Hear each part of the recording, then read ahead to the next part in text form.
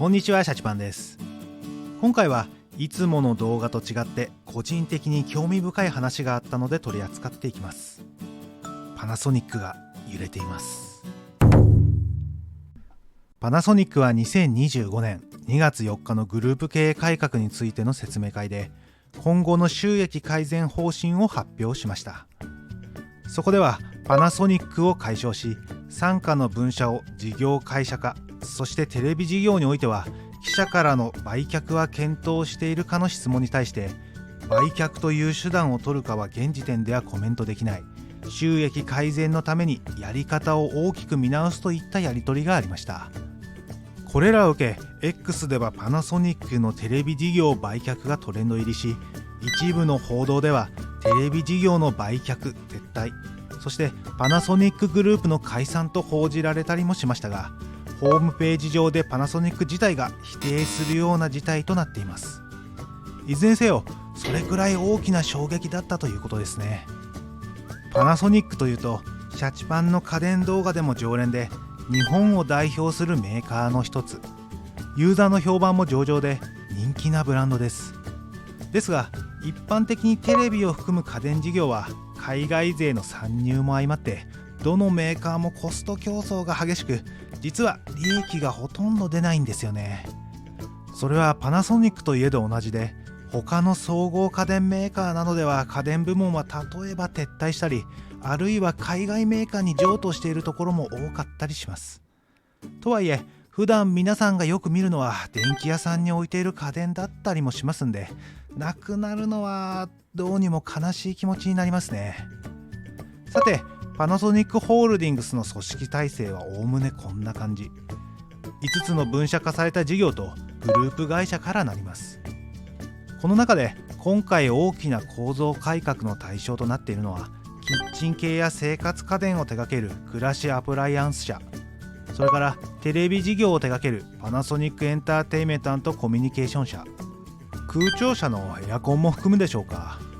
現パナソニックホールディングスのそれぞれの事業は企業向けと個人向けが混在していますが、ここから個人向け、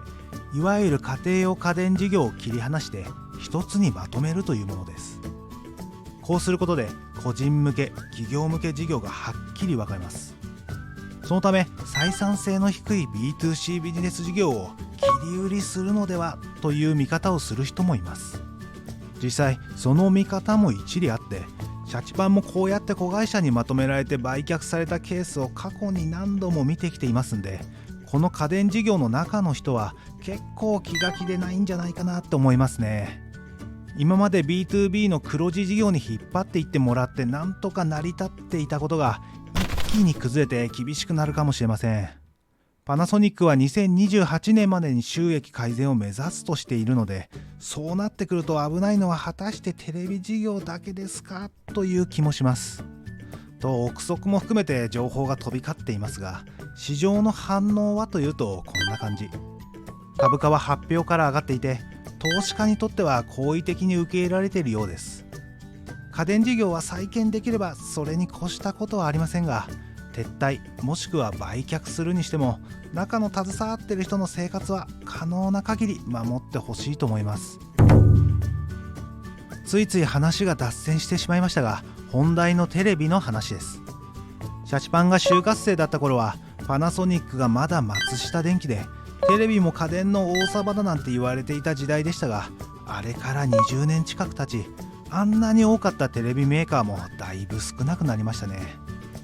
最近では日本のテレビ事業を買収した海外メーカーの力も強く、パワーバランスも大きく変わりました。15年前はシャープが7割占めていたテレビ市場も今やこんな感じ。シェアは販売台数なんで安いモデルを出しているところが有利といえば有利ですが、パナソニックのテレビはこの位置、結構厳しいです。 TVS レグザ、シャープはすでにハイセンス、本杯の傘下ですが、長年しのぎを削ってきた日本のエンジニアは健在なのでまだわかりますが、元祖海外メーカーであるハイセンス TCL もじわじわと来ています。パナソニックのテレビブランドビエラは2003年に開始され現在に至ります。20年以上の歴史があり、その間いろいろなことがありました。その中で一番大きかったのはプラズマテレビ事業の撤退でしょうか。当時液晶テレビとプラズマテレビがバチバチに対立していましたが、大型化が難しかった液晶テレビ、逆に小型化が難しかったプラズマテレビ、しばらくは住み分けがされていたように思います。そこから半導体技術革新があり、液晶テレビの大型化、そして高画質化が可能になり、プラズマテレビは一気に下火に。次々と撤退するメーカーが出ている中、パナソニックは最後まで粘り続け、2013年に撤退したのでした。動きの残像に強いとされていたプラズマテレビはスポーツ観戦をする方の支持は得られていたものの、暗めであったり消費電力が高かったことが弱点でしたが、極めつけはやはり高画質化できなかった点、つまりは 4K 化できなかった、これがとどめとなったでしょうか。しかし自発光こそ最高画質というポリシーのパナソニックは、その後有機 EL テレビにノウハウを継承し、2017年には初代有機 EL ビエラを発売。現在でも有機 EL テレビを最上位モデルと位置づけており、液晶テレビより有機 EL テレビに注力。ユーザー評価も上々で、その画質は国内でも紛れもなくトップクラスです。反面液晶テレビの方は最近コストカットが激しく、ミドルクラスも機能が削減されていたり、ミニ LED 採用も他社から数年遅れたり、採算性の悪い低価格帯のモデルは TCL に生産委託したりしていました。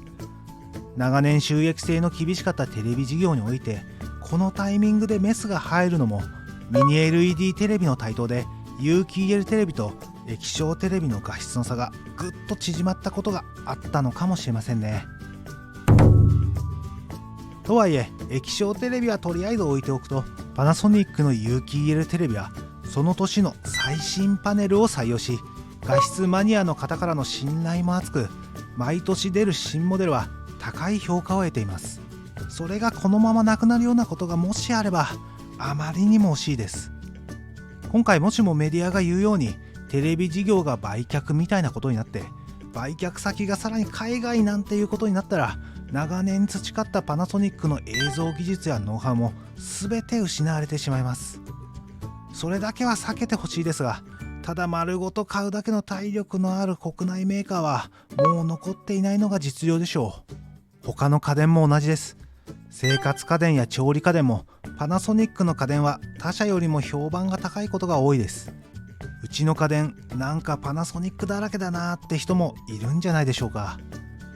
こちらも海外メーカーに売却なんていうことになれば、ゆっくりと海外の文化に染まっていき、パナソニックらしさは失われていってしまうでしょう。そういうメーカーを何個か見てきました。我々にできること、それは結局買う以外なくて、それは各々の懐事情によるところもあるので何とも言えないんですが、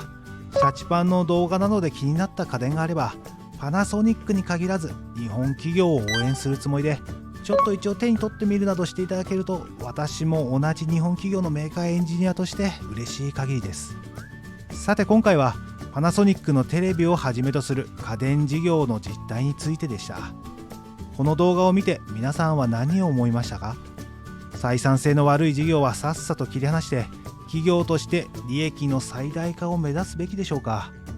単純に値段が高いんだよでも何でもいいんで、ぜひ率直なご意見をコメントでいただければ嬉しいです。追加情報等があればまた動画を出すかどうかは分かりませんが、今後の動向を陰ながら見守っていこうと思います。それでは今回はこの辺で。以上、シャチパンでした。